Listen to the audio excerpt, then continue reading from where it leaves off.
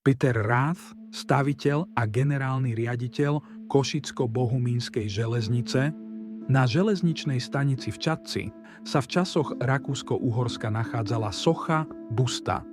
Kto bol človek, ktorého vyobrazovala? Muž z busty sa volal Peter Ráth a v roku 1895 k svojmu menu získal od panovníka Františka Jozefa spolu so šľachtickým titulom aj právo používať prídomok Rudkaj. Narodil sa 4. augusta 1842 v Budíne, keď bola ešte Budapešť rozdelená na 3 samostatné mestá Starý Budín, Budín a Pešť. Jeho otec Peter Ráth, starší, bol v meste známou osobnosťou, mal tam svoju lekáreň, bol predsedom Kráľovskej rady farmácie a istý čas zastával funkciu poslanca v uhorskom sneme. Aktívnym bol aj počas revolučných rokov, avšak najmä v 60. rokoch, keď došlo k rakúsko-uhorskému vyrovnaniu, poslanec v rokoch 1865 a 6. Jeho matka Juliana bola sestrou svetovo uznávaného priekopníka zavádzania hygienických postupov do lekárskej praxe doktora Ignáca Semmelweisa. Jeho strýko Karol sa stal prvým starostom spojenej Budapešti a ďalší strýko Adolf bol plukovníkom v armáde. Mladý Peter Ráth získal inžinierský titul na Technickej univerzite v Budapešti a svoju kariéru odštartoval v 60. rokoch 19. storočia ako inžinier pri výstavbe železnice z Pešti do Lučenca, ktorá bola súčasťou trate budovanej až do Banskej Bystrice na uhorskej severnej železnici. Jeho najväčším dielom, ktorému zasvetil aj celý svoj život, však bola Košicko-Bohumínska železnica. Na jej budovaní sa podieľal od počiatku. Ako inžinier bol pridelený už do budovania jej prvej časti z Bohumína do Tešína a neskôr pracoval aj na časti Český Tešín, Žilina. Počas tohto pôsobenia zrejme dlhší čas prebýval v mestečku Čadca, v ktorom si zvykol a vytvoril si k nemu špecifický vzťah. Stal sa vedúcim oddelenia inžinierských kancelárií na celom projekte Košicko-Bohumínskej trate. Jeho nadanie, inteligencia a šikovnosť mu veľmi rýchlo priniesli uznanie v radoch jeho kolegov na trati. Na Petra Rátha a jeho prínos pre vybudovanie Košicko-Bohumínskej železnice sa nezabudlo ani po jej dokončení. Jeho kvalít si nemohol nepovšimnúť aj zo slovenskej pružiny pri Trenčíne pochádzajúci minister dopravy a komunikácií Gabriel Baroš. Ten bol volaný aj železný minister, nakoľko sa mu podarilo dobudovať a zjednotiť v Uhorsku železničnú sieť, dobudovať a zjednotiť telegrafnú a poštovú sieť, splavniť dolný tok Dunaja a zmodernizovať prístav v rieke.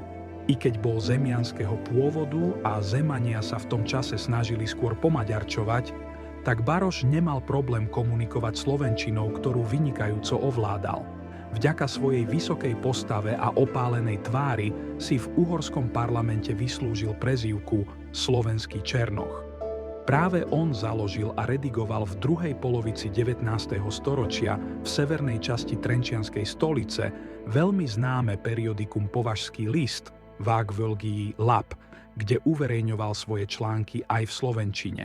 Barošovi mohlo byť okrem kvalít na Ráthovi zrejme sympatické aj jeho dlhodobejšie pôsobenie v Trenčianskej stolici, avšak hlavne účasť na celom budovaní Košicko-Bohumínskej trate.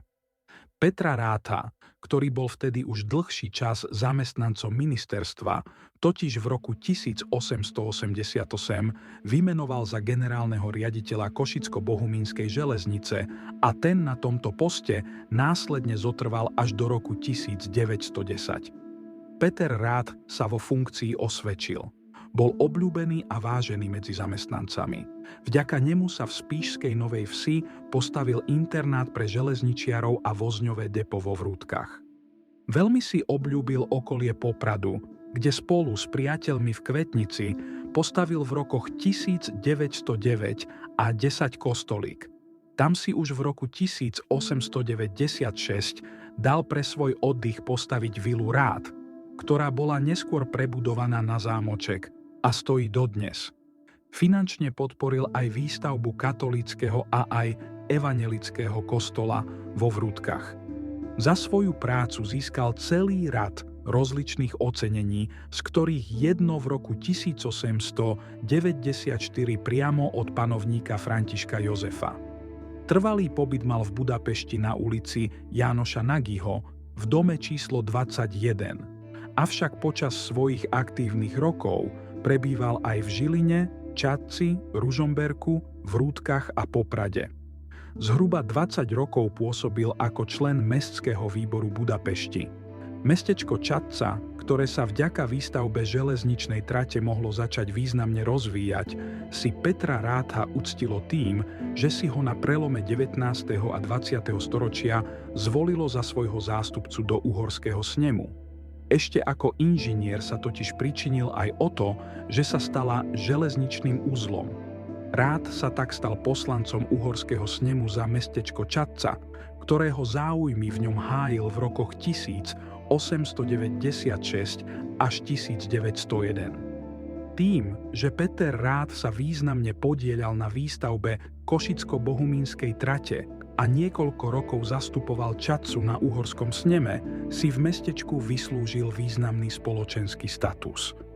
Okolnosti jeho voľby sú však poznačené kontroverzným konaním predstaviteľov vtedajšej liberálnej strany v Čadci, na čo poukázal vo svojich článkoch Anton Bielek.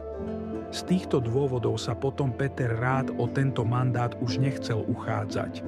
Napriek tomu si Čadčania jeho prínos pre mestečko vážili a snažili si ho uctiť a odvďačiť sa mu postavením jeho busty na verejnom priestranstve pred budovou železničnej stanice. Koniec prvej svetovej vojny a vznik nového československého štátneho útvaru so sebou v jeho počiatku priniesli mnoho zmätku a chaosu. Ľud v eufórii zo získanej slobody od utrpenia, ktoré snahou pomaďarčiť slovenské obyvateľstvo vyvolali maďarské úrady hlavne v niekoľkých uplynulých desaťročiach, urobil mnohé unáhlené kroky, ktoré už neskôr nebolo možné zvrátiť.